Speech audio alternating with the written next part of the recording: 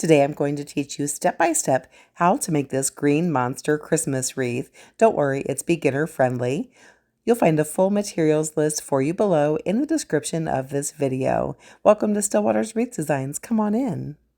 Let me take a quick moment to welcome anyone new here to the channel. Stillwater's Wreath Designs is all about step-by-step DIY wreath tutorials. If you like that sort of thing, be sure to hit that subscribe button.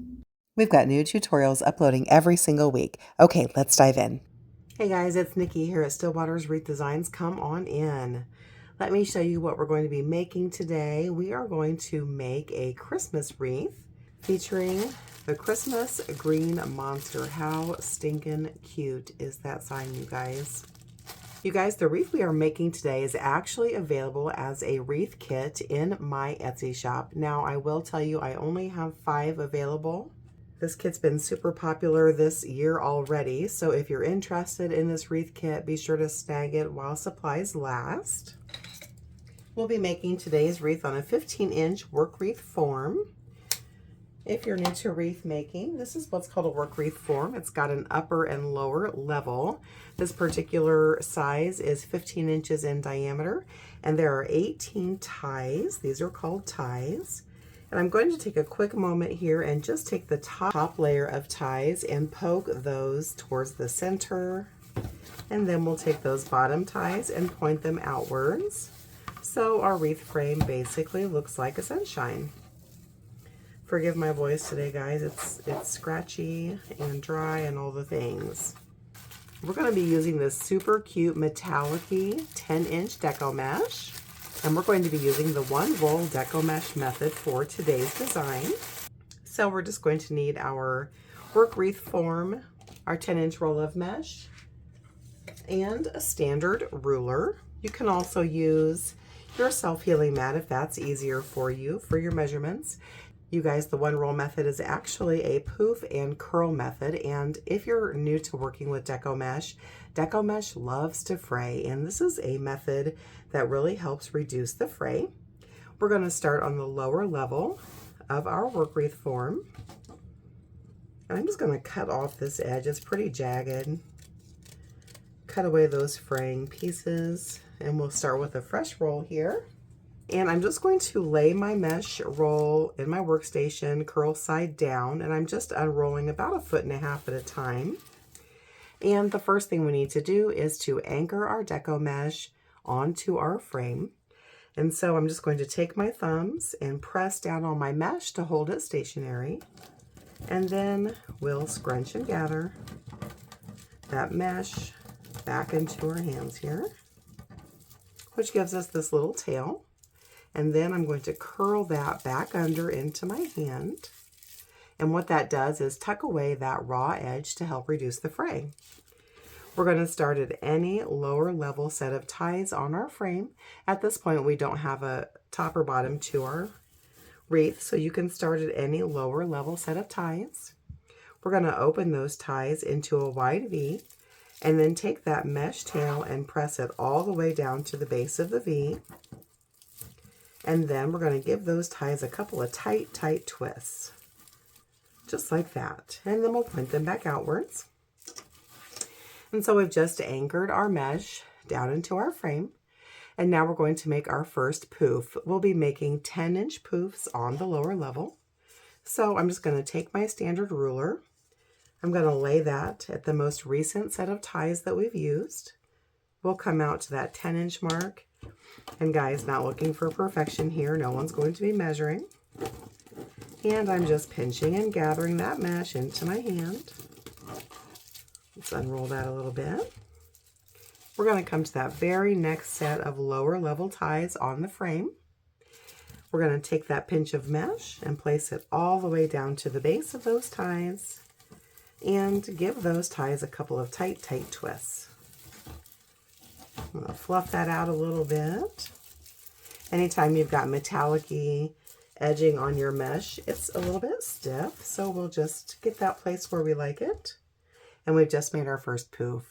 We're going to make 10-inch poofs all the way around the lower level of our wreath frame. So let's do one more together and then we'll speed ahead. So I'm going to lay my ruler on the most recent set of ties come out to that 10-inch mark, pinch and gather our mesh, come to the very next set of lower level ties and open them into a wide V, and we'll press that mesh all the way down to the base. Then we'll give those ties a couple of tight twists. We'll fluff out that poof a little bit, and we've just added our second poof. Go ahead and add 10-inch poofs all the way around the lower level of your wreath, and I'll meet you back here. Okay, it's time to add our last lower level poof. We're going to follow that same process and come out to that 10-inch mark, scrunch and gather our mesh, and we're going to add this pinch of mesh right on top of where we anchored our mesh down when we began. So I've just opened those ties into a wide V.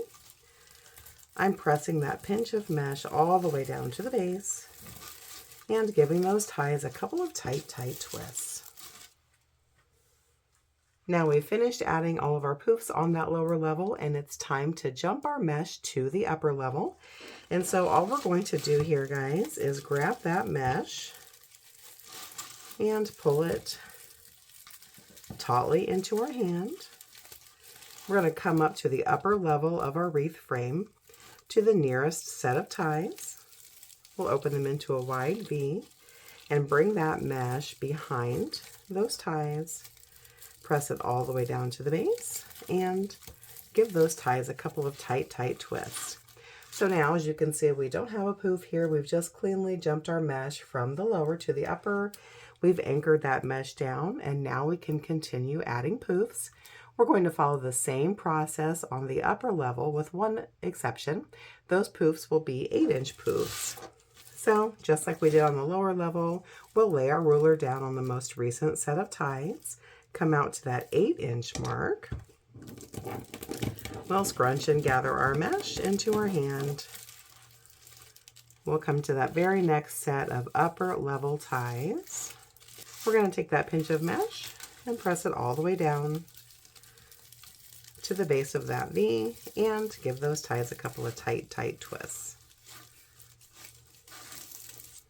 We'll fluff out that poof a little bit and move on to the next. So go ahead and add your 8-inch poofs all the way around the upper level of your wreath base, and then I'll meet you back here when it's time to add our last poof. Okay, it's time to add our last upper level poof. We're going to follow that same method. Lay our ruler down on our most recent set of ties, come out to that 8-inch mark, scrunch and gather our mesh into our hand, and we're going to add that right on top of where we anchored our mesh down to the upper level. So I'm just going to open those ties into a V. I'm going to take my pinch of mesh and place it right on top of that anchoring point at the center of the V, all the way down to the base. We're giving those ties a couple of tight twists, and we've just added our last upper level poof. And so now we need to trim away the remaining bit of our mesh. And I like to take my hand and use it as a guard and just lay it between the mesh that we're cutting away and that upper level poof. I'm going to come up about an inch or so from that last tie that we used and just gently trim that mesh away. So now we've got our first layer of deco mesh into our wreath base. Look how stinking cute that mesh is, you guys. So this took our 15-inch frame up to a 24-inch base. Got some great initial coverage, but as you can see, it's still pretty light and airy. So we're going to add some more mesh into our wreath base. Go ahead and set this off to the side. And remember earlier at the beginning of the video, I mentioned that this is the one roll deco mesh method that we're using today. And so we're going to finish using up the remainder of this roll. So what I want you to do is cut the entire remainder of your deco mesh roll into 8-inch pieces. Let me just take a quick pause here, guys. If you're new to working with mesh, let me introduce you to the rotary cutter. It basically works like a mini pizza cutter, and it lets you cut your mesh quickly and with nice clean lines. And then on top of my workstation here, you'll see a self-healing mat that you can cut right on top of.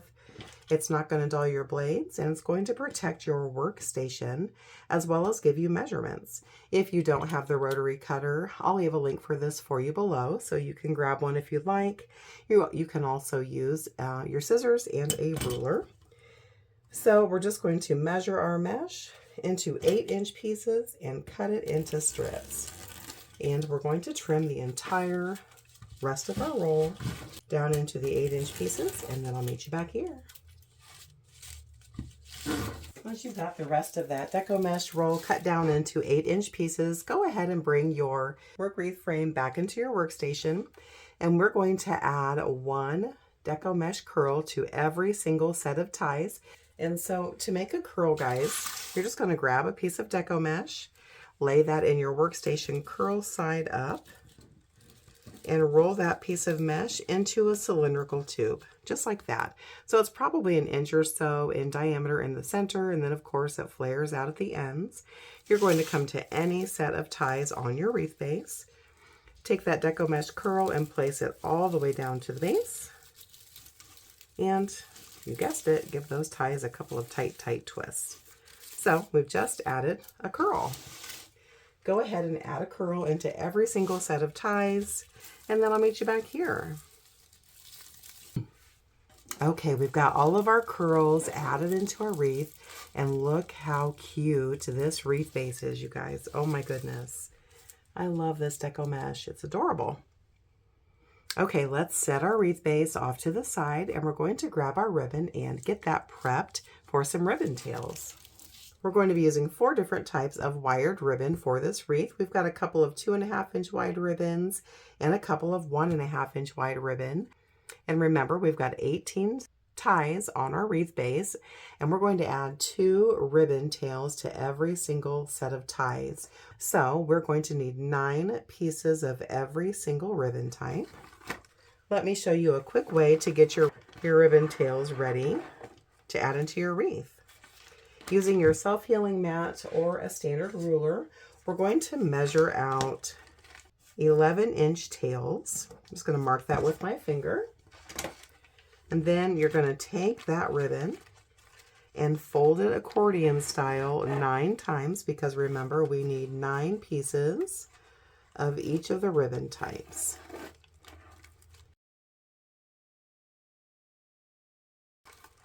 Once you've got those 9 pieces folded accordion style, go ahead and trim away the excess ribbon.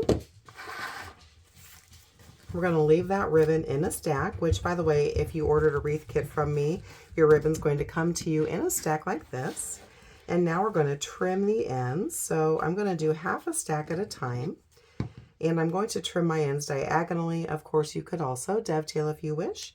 So for a diagonal trim, I'm just going to come down about 1 inch and then cut up diagonally to the corner, being careful not to separate those ribbons as I trim the ends here. And we're going to flip that ribbon stack over and do the same thing to the opposite end.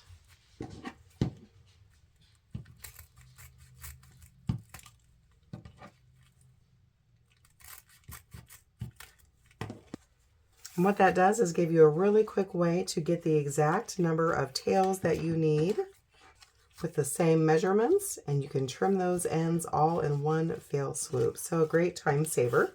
Now that we've got our first ribbon tail stack ready, I'm going to go ahead and get the other 3 rolls cut and ready as well. Remember, we need 9 of each ribbon type at 11 inches in length, and I'll meet you back here. Okay guys, I've got all of my ribbon tails cut and ready to go. How cute are these ribbon tail combinations? Go ahead and grab your wreath frame and bring it back to your work area. And we are going to give 2 tails to every single set of ties throughout the entire wreath base.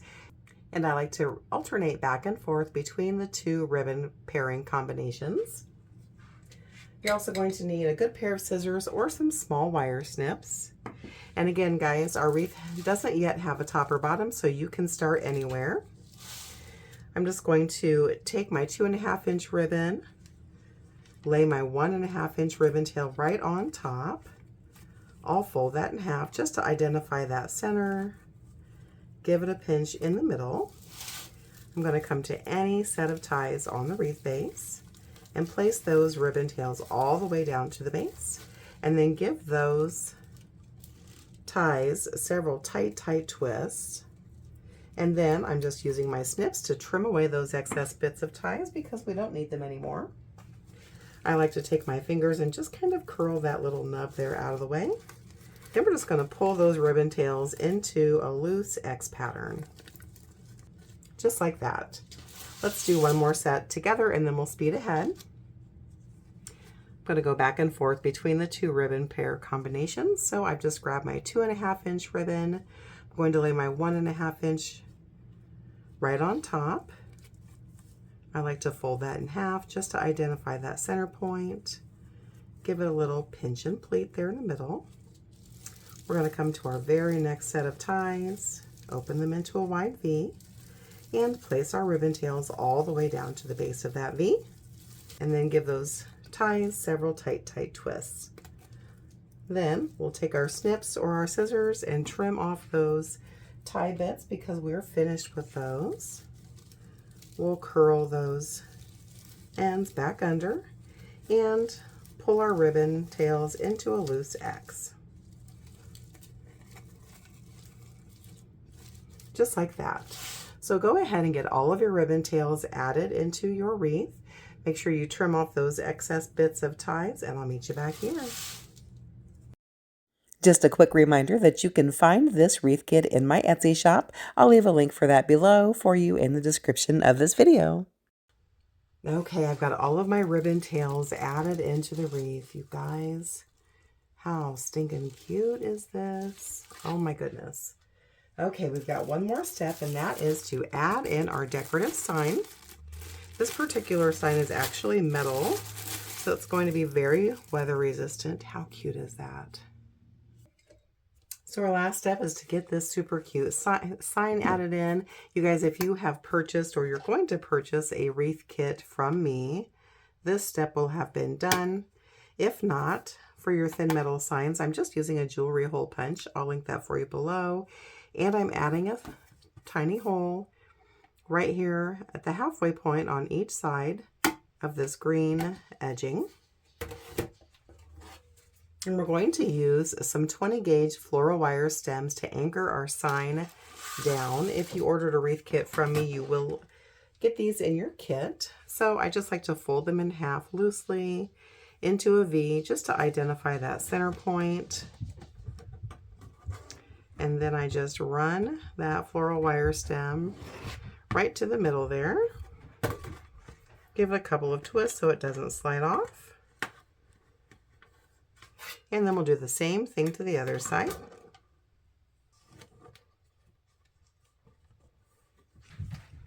Now that we've got our floral wire stems added into our sign, we can add this into our wreath. I'm going to place mine directly in the center. You can add yours where you would like.